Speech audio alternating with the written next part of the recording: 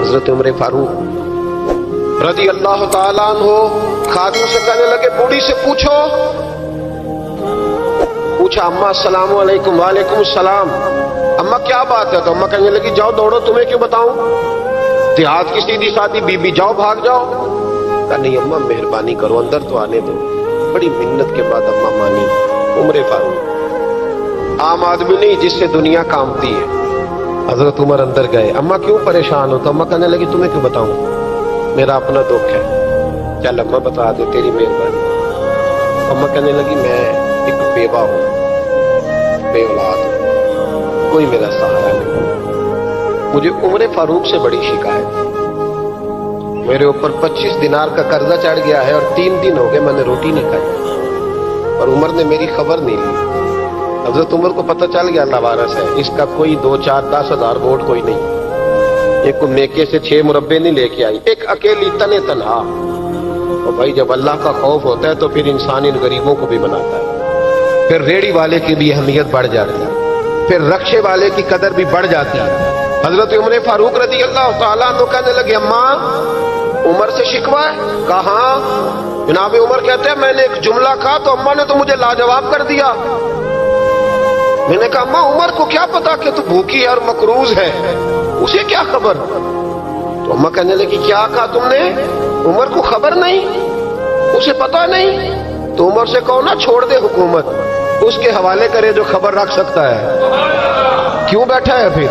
ہمارے حکمران کہتے ہیں ابھی میں صدمے میں ہوں, نکلوں گا تو بات کروں گا. نہ ادھر ادھر کی تو بات کر, یہ بتا کہ قافلہ کیوں لٹا. مجھے رہزنوں سے غرض نہیں, تیری رہبری کا سوال ہے. ہاں تجھے جواب دینا پڑے گا. حضرت سیدنا عمر فاروق رضی اللہ تعالیٰ عنہ سے اماں کہنے لگی نہیں خبر رکھ سکتا تو حکومت کیوں کرتا ہے, چھوڑتا کیوں نہیں؟ تو حضرت عمر کہتے ہیں میں کانپنے لگا. دوڑے گئے جناب عمر. میں نے کہا اس اماں کا 6000 ووٹ نہیں کہ اس کی قدر کی جائے.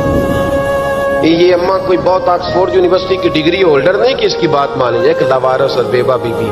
عمر دوڑے گئے, گھر سے اناج کا تھیلا کندھے پہ رکھا, 25 دینار بھی لیے, پکا پکایا کھانا بھی لیا. خادم کہنے لگا حضور مجھے دے دے میں اٹھا لیتا ہوں. تو حضرت عمر فرمانے لگے چل وعدہ کر قیامت کے دن بھی میرا بوجھ اٹھائے گا. کہنے لگا جی نہیں وہاں نہیں اٹھا سکتا. فرمایا پھر آج بھی نہ اٹھا, مجھے ہی اٹھانے, یہ میرا بوجھ ہے تو مجھے ہی. اماں کے سامنے 25 دینار بھی رکھے. پھر اماں کو حضرت فاروق اعظم نے 2 مہینے کا راشن بھی دیا, پھر پکا پکایا کھانا بھی دیا. معمولی آدمی کی بات نہیں کر رہا, 24 لاکھ مربع میل کا حکمران. حضرت عمر مدینے میں بیٹھ کے کبھی للکار دیں تو کیسر و کسریٰ کی ٹانگیں کانپیں. جناب عمر فاروق رضی اللہ کھانا کھلا کے اماں چارپائی پہ تھی تو عمر نیچے بیٹھ گئے. کہنے لگے اماں چل عمر کو معاف کر دے, چل جانے دے, کوئی عرض نہیں, بیچارے کو پتہ نہیں چلا. تو اماں کہنے لگی تو نے پھر عمر کا ذکر چھیڑ دیا. بیٹے میرے گھاؤ بڑے گہرے ہیں, میرے زخم بڑے سخت, کلیجہ پھٹے تو تجھے دکھاؤں کتنی تکلیف میں ہوں. میں تو پکا ہوا پھل ہوں, کسی وقت بھی دنیا سے چلی جاؤں گی. میں نے عمر کو معاف نہیں کرنا. جب میں قبر میں جاؤں گی نا, نبی کریم علیہ السلام آئیں گے تو میں عمر کی شکایت کروں گی. میں کہوں گی حضور اس سے پوچھئے یا رسول اللہ بیوہ اور بوڑھی کا خیال ہی نہیں کیا. تو آپ کے غلام کہتے ہیں میں نے عمر کو کبھی اتنا روتے نہیں دیکھا جتنا آج روئے. کہنے لگے اماں عمر کو میں جانتا ہوں وہ کمزور ہے, یہ شکایت نہ لگانا, وہ کمزور ہے, مقابلہ نہیں کر سکے گا, یہ شکایت نہ لگانا, چل معاف کر دے.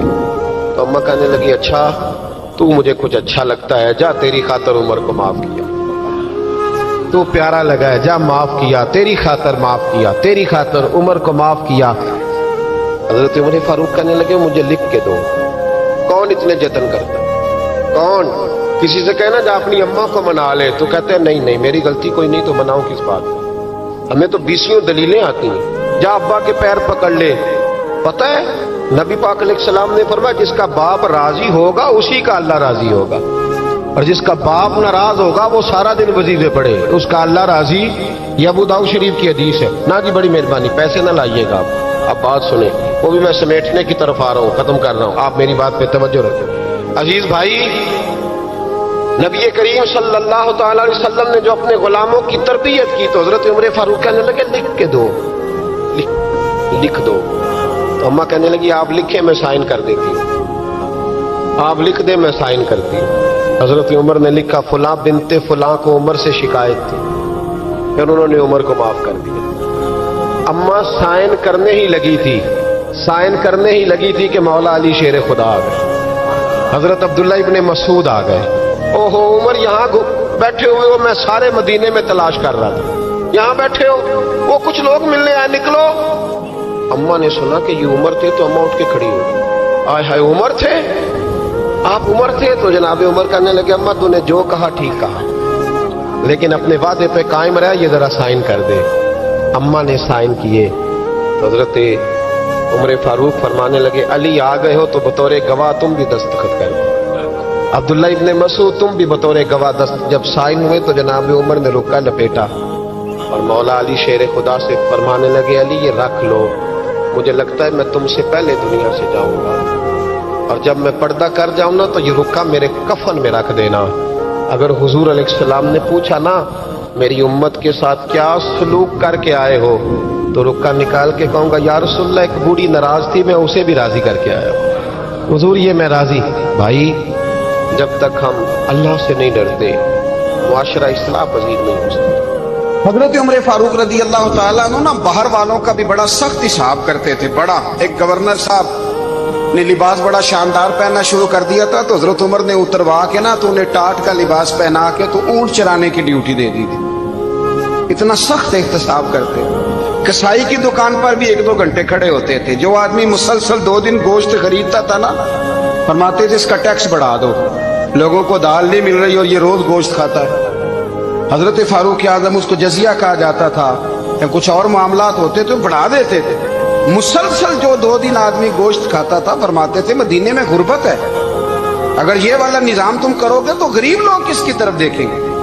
لیکن اس سے زیادہ بڑھ کر جو ان کی زندگی کا معیار اور سٹیٹس تھا وہ یہ تھا کہ اپنے گھر کا خاص خیال رکھتے، خاص توجہ کرتے. ملک شام سے اور ایران سے کچھ لوگ آپ کی خدمت میں آئے تو وہاں سے کچھ کنیزیں بھی آئیں. ان کے بادشاہ پیغام لے کے شاہ ایران کی کنیز کو ملکہ نے کہا کہ نا حضرت عمر کی زوجہ کو دیکھ کے آنا ذرا کس طرح کی. ہمارے ملک میں کیا کہتے ہیں خاتون اول، جی خاتون، باقی سارے دووں میں خاتون اول.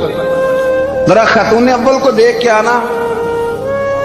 تو وہ جب آئی نا گھر میں ملنے تو کہا کہ مجھے میری ملکہ نے کہا تھا کہ عمر کی زوجہ سے اہلیہ سے ملاقات کر کے آنا. تو حضرت عمر کی اہلیہ نے نا ایک جوڑا کپڑوں کا دے دیا ملکہ کے لیے اور ایک خوشبو کی شیشی دے دی.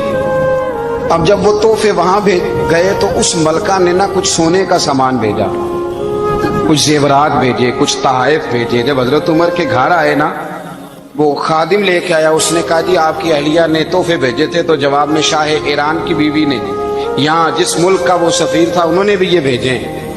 تو حضرت عمر فاروق نا وہ تحفے لے کے گھر گئے تو جا کے کہنے لگے اپنی اہلیہ سے یہ تو کب سے تحفے تحائف بھیجنے لگ گئی ہے، یہ کب سے نظام شروع ہو گیا؟